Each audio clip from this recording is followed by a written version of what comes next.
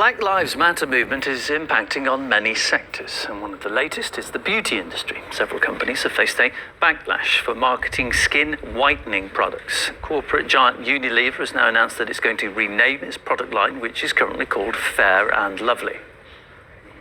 We recognize that the use of the words fair, white, and light suggests a singular ideal of beauty that we don't think is right, and we want to address this.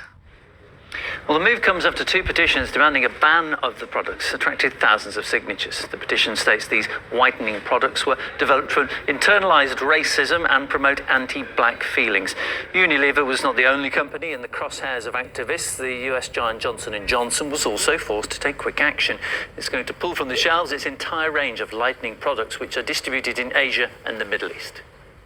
It's so dark and oily in my pics. Hello, we can fix that. Put Clean and Clear. It whitens you and moisturizes without the oily look and feel.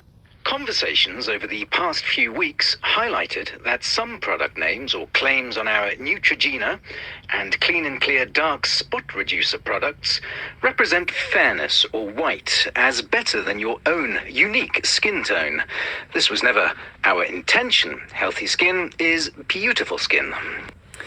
However, a lot of consumers who use the creams are outraged at what's happening. It's an issue we put up for debate.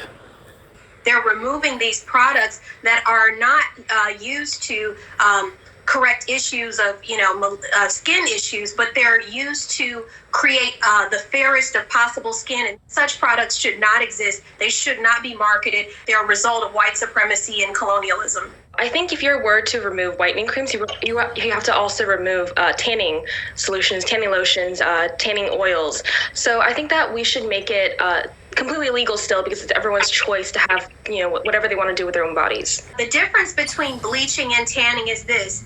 Bleaching your skin comes from an ideology of white supremacy and self-hatred. It's actually, in my opinion, a form of self-mutilation, where if you permanently want to remove the melanin and the color in your skin because you want to appear as white as possible. I think it's up to people to decide what they want to do. For example, if you say that women cannot no longer get breast implants because it's misogynistic, because men look at their breasts more, that's like saying the same thing. I mean, every day something's going to be quoted as racist, and I don't think that's right. And I think that people are moving way too fast with this notion, and I don't think that should be the case as right now.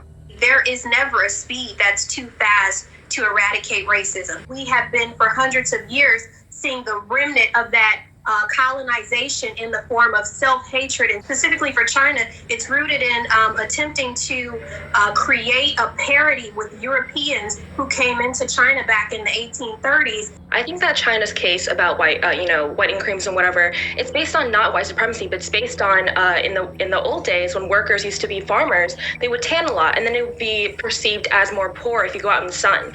So it's not about white supremacy; it's about people's own thoughts and minds and cultures. If a person who works in the sun is seen as a worker and a lower income person, then that's actually been used for hundreds of years in Asia to discriminate against Black people and people who are of darker Asiatic descent. This is a person saying, I don't want to identify with my ethnicity. Either way, it's people's rights to their own body, whatever they want to do. I don't like how pale I look. I put tanning cream on every day, and I think it's great. I don't think it's white supremacy. I don't think that I'm trying to be Black, and I don't think I'm trying to be darker. It's just that I think that that's what I like. It suits my body well, and I like that. This status symbol of whiteness, of fairness, has been created in the minds of people around the world that if you are white, you are better.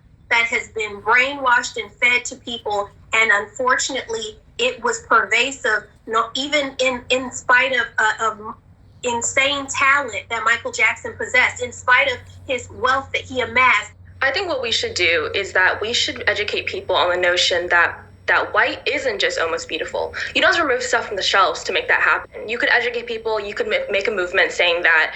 I think that if you remove these whitening creams off the shelves, people will go to dangerous notions, dangerous measures to make their skin white. Provide education for children, for the future generations and the current generations, to say that, hey, whiter isn't beautiful and you are perfect just the way you are. And then it's up to them to decide what they want to do with their lives.